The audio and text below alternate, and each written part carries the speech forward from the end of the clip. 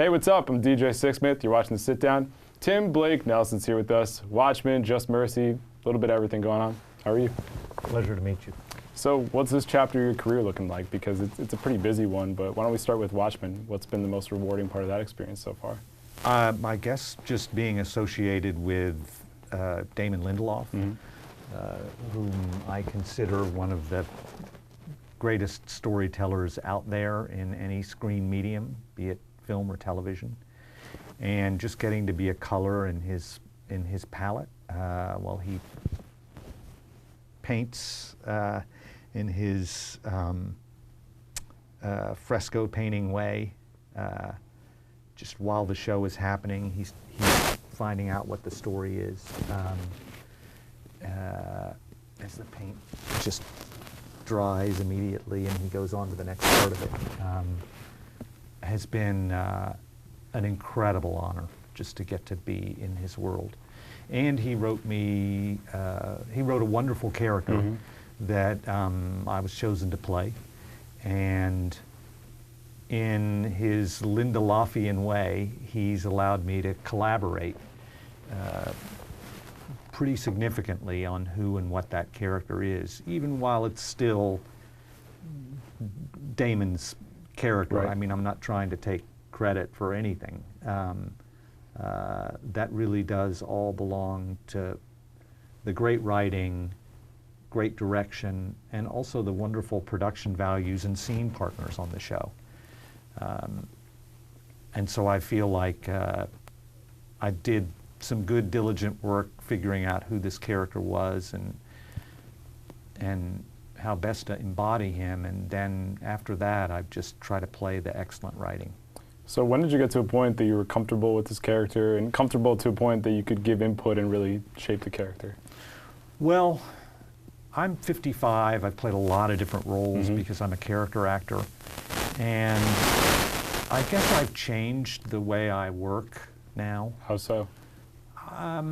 I used to feel like I had it all figured out and I could walk into a production working on impulse and intuition, trusting my initial responses based on a fairly forensic analysis of the story, where the character fit in and who he was. But really, I always felt like my first impulses were the most valid ones, the ones most to be appreciated in terms of giving them primacy and playing a role. I don't do that anymore. Now, when I do a part, I try to get down to location at least a week early, preferably a week and a half to 2 weeks. I like to actually mistrust my initial impulses, really put them to the test, and try and build a character in collaboration with the storyteller, the director, or in the case of television, the director and the showrunner, but also with the wardrobe and with hair and makeup. And just, I've tried to slow down the process and really vet the decisions I make. And I got to do that with Watchmen and really find out who this guy was in a much deeper way. And I really have to thank Damon Lindelof and Nikki Kassal, the director, for giving me the space to be able to do that. Yeah, because that doesn't always happen, that you have the time to work through that, or that you have the space to develop that character. Well, we have this wonderful costume designer on the show, and she had some really great ideas for what this guy would wear, how he clothes himself. Right. And we ended up changing them through a collaboration. And it was a completely different take than what we ended up doing. And that was really because we got to spend the time figuring it out together. And I don't want to work any other way now. And it was incredibly rewarding. And so I guess, in answer to your question, I like to show up on set for the first day of photography with my character. with all those decisions made, so there aren't any last-minute decisions made about what a character wears, his hair, what the mustache looks, in the case of Watchmen, the shape of the mustache, whether he shaves around the mustache on a daily basis, all that stupid picayune stuff that nevertheless is really valent in terms of who and what a character is when you see him as an audience member. And I just, on Watchmen, was really certain about this guy that when we started shooting. That's really interesting. So given everything you said, the critics also showed you love, and you got the Critics' Choice Award, which is a really big deal. Well, I got a nomination. A nomination, but I'm being a little preemptive list, here. yeah. I think you could be in the running for it. Right. So when you go through a process like that, and then you're starting to get the love from the critics, what's it like when those two things merge together? I'm going to be a bit hubristic, I guess. It's too rare, and I think most actors who take their work seriously might say that. There's a confluence of forces that really have nothing to do with your work and your own personal efforts that you put into something necessarily translating into awards consideration. I've been in so many movies at this point, and I've done so much rewarding work for other people, for filmmakers who I think should be recognized and aren't. And you really never know why something breaks through and is rewarded in that way. And so if I'm going to be disappointed, let's say just even this year, I'm in these two movies, Just Mercy and The Report. Just Mercy. And I feel like they are every bit as deserving of awards consideration as Watchmen is. And so if I'm going to be disappointed about that, then I can't get too excited about Watchmen, even though I'm delighted for Damon and Jean and Regina and for me. I guess I just will I hope I can keep doing good work and understand that occasionally it'll be recognized, and then sometimes it won't. Yeah, it's kind of the way it goes. Yeah. You never know. You mentioned the fact you've done a lot of movies, a lot of TV shows, all that. When you think about Regina King and what she brings to the set, what has stuck out to you in terms of her experience with you? Regina is as classy a person as I've ever met doing what I do. I tell anybody that. I've told her that. She's a remarkable individual. And she's preternaturally just giving as a scene partner. You would never know when you're playing a scene with her that the show is about her, that it's her story more than anyone else's. You feel like you're simply opposite a character, and you're being given the space by your scene partner, who happens to be the star of the show, to pursue what it is your character is after. And she innately understands that that's in the show's interest and that the show is first. She's, if you just analyze it from the basics to the more ineffable, so she's always on time. She never struggles with her lines. She always knows where she is, what she wants, what's in her way inside of a scene, because she's done her work. Everything, yeah. Yeah. She is polite to everyone on the crew, to the background artists, to the day players, to the supporting actors on the show. It doesn't make any difference. And then the ineffable, she just walks around with this, just like few I've ever met, radiating a kind of decency and pure spiritual generosity, and I'm not a spiritual guy, but you actually feel it around her. She's been through a tremendous amount, but not even the whiff of complaint or self-pity. She's a remarkable person, and in addition to all that, she's really, really smart. She's smart intuitively as an actor, but she's also really smart analytically. She's great to be around. That's awesome. So shifting gears to Just Mercy here.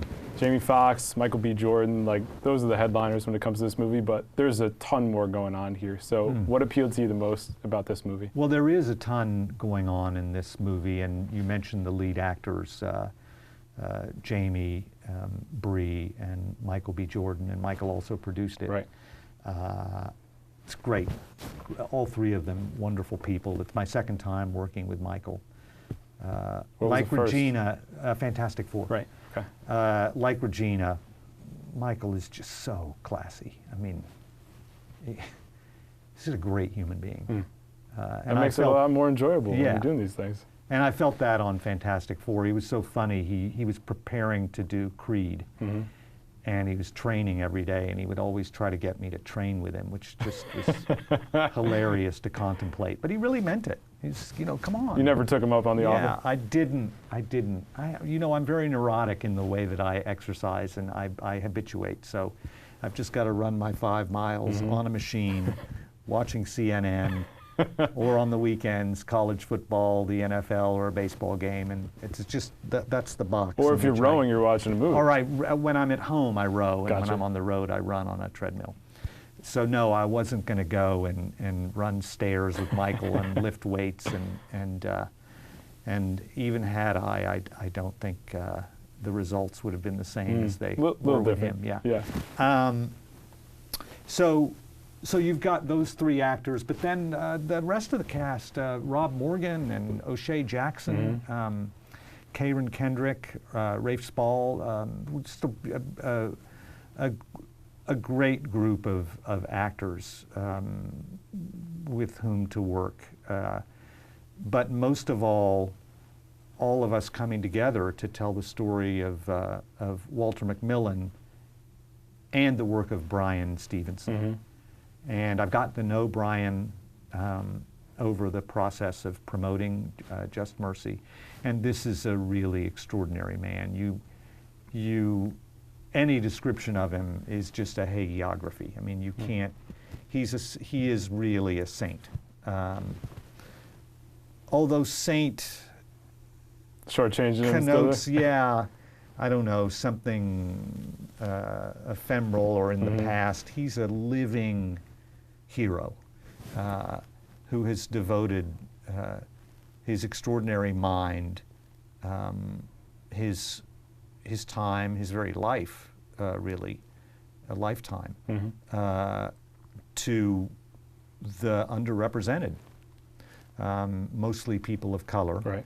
And mostly people who've ended up on death row or in prison for life because they weren't given adequate representation. And so he started an organization called the Equal Justice Initiative, the ethos of which is that the opposite of poverty is not wealth, but justice. And when that's the case, something's wrong. Yeah. And he's setting out to write that. And in this movie, we have the privilege of telling his story. Wonderful director, Destin Daniel Cretton, and he wrote this great script with Andrew Lanham. And I got to play this wildly eccentric, marginalized, wounded, tragic character named Ralph Myers. You've really got a good still there. Yeah, I was going to say, you really accurately described this guy I'm looking at here. It was a role with its own special demands, but I guess, I mean, it sounds odd to say it, but getting to play characters like this is why I do what I do. Yeah, I certainly understand. It's a privilege to get to play this guy. Yeah, it's the characters, it's the directors you work with along the way. You mentioned extraordinary minds. I mean, Spielberg, the Coen Brothers. I mean, the fact that you've gotten to do movies with them must be the treat of a lifetime. So why don't we start with the Coen Brothers? I mean, it's multiple times in your careers. What speaks to you about the type of film that they make, and why do you guys work together so well? Well, what I most appreciate about Joel and Ethan, in a strange way, transcends who and what they are as filmmakers, but it's so evident in their films that it's allowed space in the movies to manifest itself, and that's their generosity. Right. And we know what generous people are. They're giving, they're open, they're profligate with their time when you're in need. There are all sorts of ways we can describe generous people. And Joel and Ethan, each in his own way, is generous, just personally. They're generous friends. In the movies, what they'll routinely do is to give you story inside of story, a wealth of characters with idiosyncrasies and nuances that are often in the moment maybe not even seemingly necessary to propel the story forward, but Joel and Ethan are so generous in what they give to each character, and then all the different twists they give within the story that those characters are helping them to tell, that you almost get, when you see one of their films, 2 or 3 movies in one. Yeah, agreed. And yet, there's this beguiling simplicity while you're watching, because the direction is so taut and so responsible and so clear that it doesn't feel like that at all until afterwards, when you think of every type of character, every idea, every story twist that has been put into one single movie when they didn't have to. That's really interesting. It's just the movies are always a step ahead of you. You just can't. You get to delight in not knowing where the hell they're gonna go, and then when you learn it, it's so imaginative, and so chock-a-block with creative vigor. That it just becomes more and more delightful as you go along, and it's why this generosity. You can watch their movies over and over and over again. Yeah, no question. Then aside from that, it's just they're rigorous as filmmakers. So they're incredibly prepared. They're careful and caring, so that you always feel in great hands. And that's in terms of the pictures that they compose with their cinematographers, whether it's Roger Deakins or Bruno Delbonnel, but also with how they direct actors. And the space they give actors, which is great, to take risks, because you never feel like you're going to be castigated if something doesn't work. But also the writing that has allowed for people like me, or John Turturro, or Steve Buscemi, or Philip Seymour Hoffman, all these character actors to whom they gave early breaks. Fran McDormand. That's generous writing. Right. That's just great writing for a guy like this, with a face like this, with a face like this, But it's why also, should he ever, work? Well, because the Coen brothers have this perception of the world that they have taken the risk to think maybe other people will appreciate this. Yeah, it's an eye for talent too. At the same time. Well, all right. Oh, I'll give it to you. Come on. How about Spielberg? When you think of the Coen brothers compared to Spielberg, what are the words you would use to describe that experience? Because Lincoln's like a whole different beast. I mean, Daniel Day-Lewis is incredible in that movie. Well, Daniel is one. I mean, I could go on and on about Daniel and be happy to. And I've done 2 movies with Steven, Lincoln and Minority Report. Right. And what's most remarkable about Steven is that the guy knows so much about every aspect of how films are made. I've never seen anything like it. I don't think if I had Joel and Ethan here, they would be offended if I were to say that more than anyone with whom I've worked, he just understands the inner workings down to real working quotidian details of each department.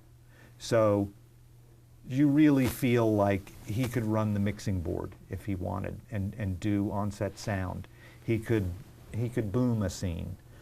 He could be a boom operator. He certainly could be a camera operator, and I've seen him do that really well, and not just on a dolly, not even handheld, but he was doing it with the wheels on the end of a techno crane. Wow. And he was operating in a scene with me, who cares, but it was a scene with Tom Cruise, all right, and me, that moved from a 2-shot of us into a close-up on Tom, 30 feet above the ground on a techno crane, and Steven was operating the wheels. He can set a C-stand and a flag. He can put an HMI up. He can put the lavalier mic on you and understand, every little detail. And he has accomplished that, I know, really by going around to the departments on the films he directs and really engaging with the practitioners, not as some sort of a subterfuge or wanting to be liked, something like that, or get something out of somebody by being nice. He just really, A, is a nice guy, and B, he wants to know. He devours knowledge, and he's always completely on the vanguard of new technologies. Soderbergh is like that as well. But if you look at Minority Report, that movie is a really clear, to me, manifestation of who and what Steven is, because all of the futurism in that movie is very well researched and gorgeously realized by a filmmaker who's just an enthusiast for that kind of stuff. And he's that way with the apparatus of making movies. That's really cool. So you just feel like you're around the biggest expert that has ever existed around how you make movies. It's like Hitchcock. Right. Yeah, it's like your version of Hitchcock. Yeah. That's really cool. So you've done all these great movies. I love your work in Holes. I think that's one of your best. When you think about that, it's you, Sigourney Weaver, Jon Voight, Shia LaBeouf, Patricia Arquette, Dule Hill. Like, there's a stacked cast there. Dule Hill. Yeah, Dule Hill. What do you remember the most about that experience? The person who really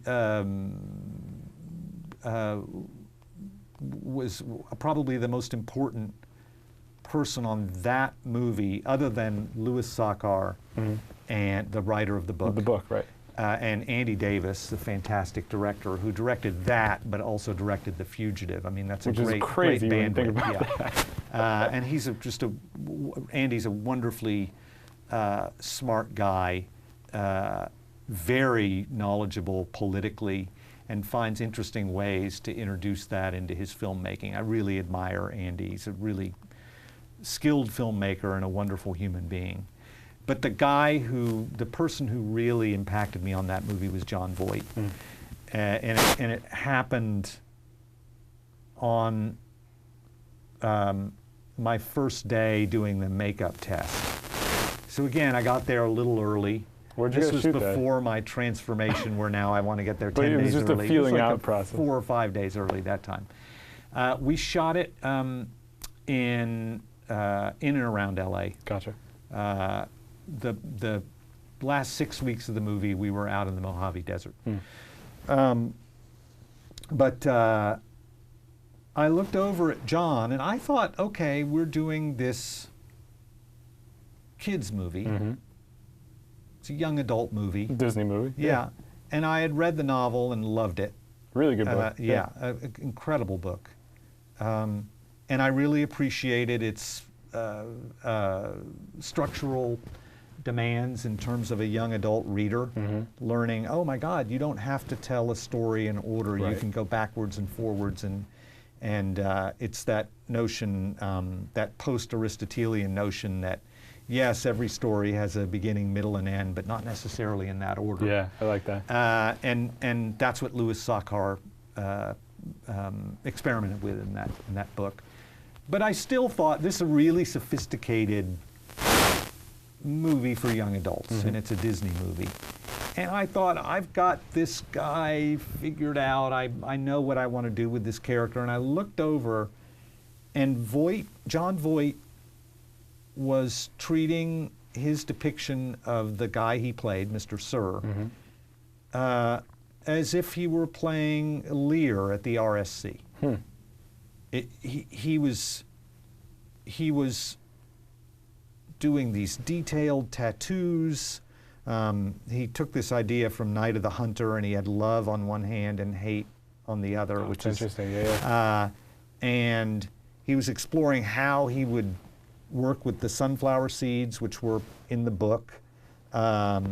He was really specific about his facial hair, and he had these kind of late James T. Kirk sideburns. And I thought, oh, yeah, that's what we're supposed to do. And I was reminded of this teacher I had at Juilliard in my first year, who's sadly now deceased, a wonderful actress named Marion Seldes, who said, treat every part as if it's Hamlet. And that's what John was doing. And I just chastised myself and said, so what? It's a Disney movie and it's for young adults. Let's take this as seriously as John is. And I think he did that for all of us. Kind of set the tone. Yeah. He set a tone. And that was a real signal moment in my life as an actor, just experiencing what John was up to. And if you look at his performance, it shows. What about that accent you did in the movie? How did you develop that? It's a hybrid of some teachers I had. And then also, you know, I think sometimes in a particular sort of movie, and Holes was this sort of movie, you're dealing with archetypal characters. And those are often the most clear, laceratingly clear characters in terms of impacting the protagonist, which in this case was Shia LaBeouf's character.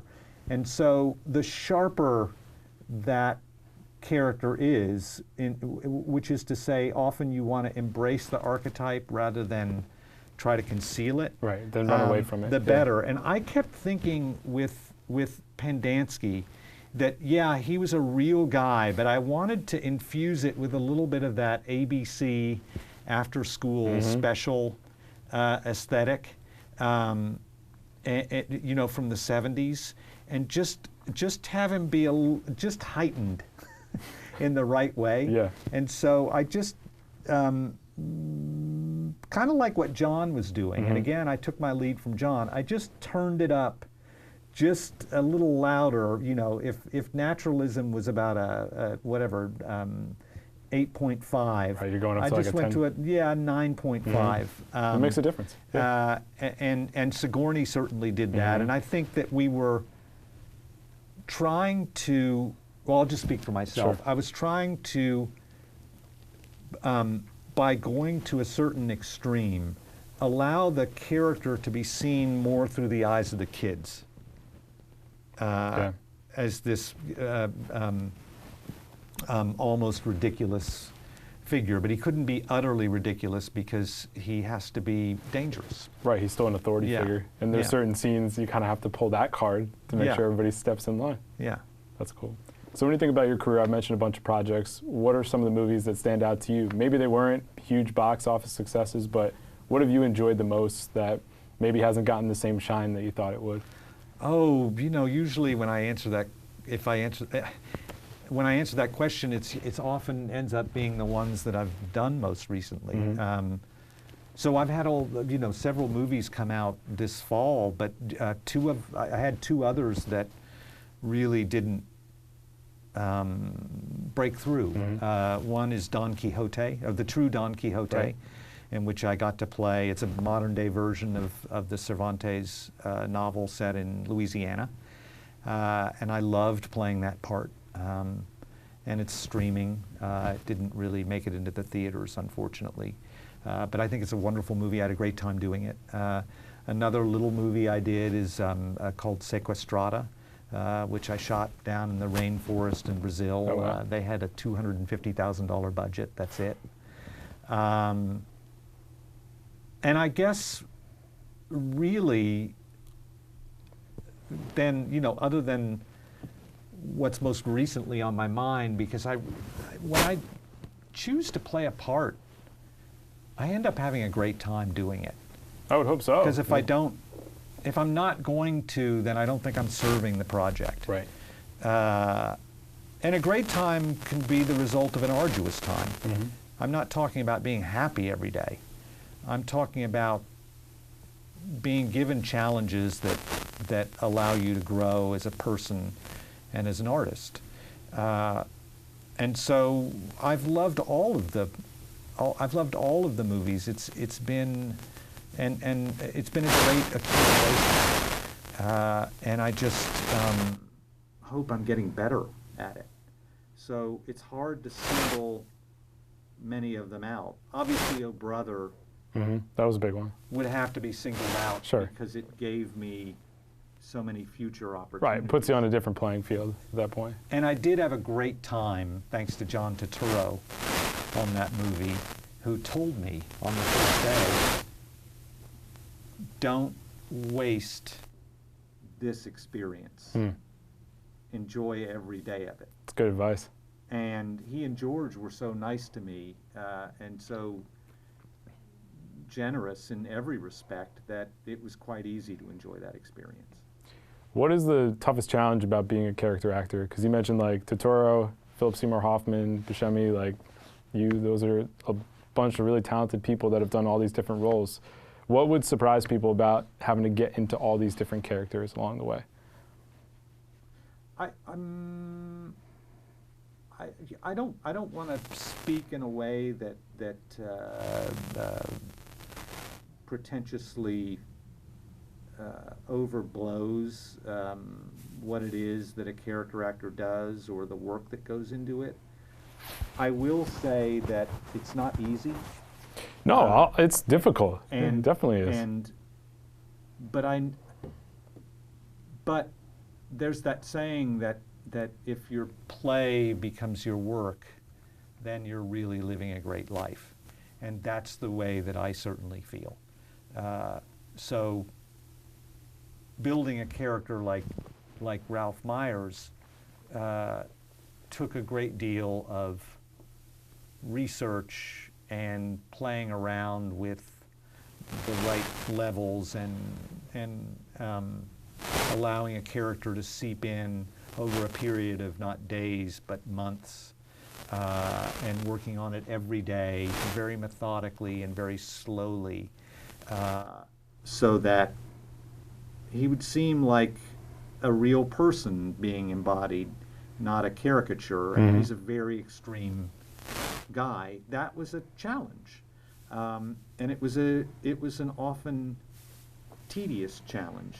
But again, that's a pejorative, the word tedious. I don't mean it that way. I want that kind of tedium. In fact, the older I get, the more I crave it, because in a sense it keeps me young. Yeah. Every role, hopefully, comes with that. To play Buster Scruggs was a 6-month prep process. That's a beast. Yeah. I didn't know how to play the guitar. How long did that take you to learn? That took 6 months. Wow. To learn to play the songs.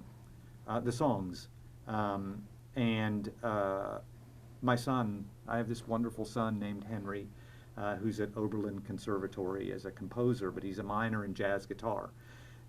And we have a great relationship, and he was my teacher. What's better than that? That's really cool. So in terms of working on it for 6 months and checking in with him and having him give me notes was so pleasurable as a father. I was doing, working with the Pistols every day for that same amount of time to be able to do the twirling tricks. And I have 3 boys, and they got to, they appropriated the practice pistols and were learning some tricks themselves. Yeah, that's what it's all about. Yeah. But it's a job. And most of that job happens before you're in front of the camera. No question. Tim, really nice to meet you. Thanks so meeting much. you. Check this guy out in Watchmen. When's Just Mercy coming out? Just Mercy comes out in New York and Los Angeles on Christmas Day, and then in theaters nationwide in January over Martin Luther King weekend. There you go. For Tim, I'm DJ. See you next time here on The Sit Down.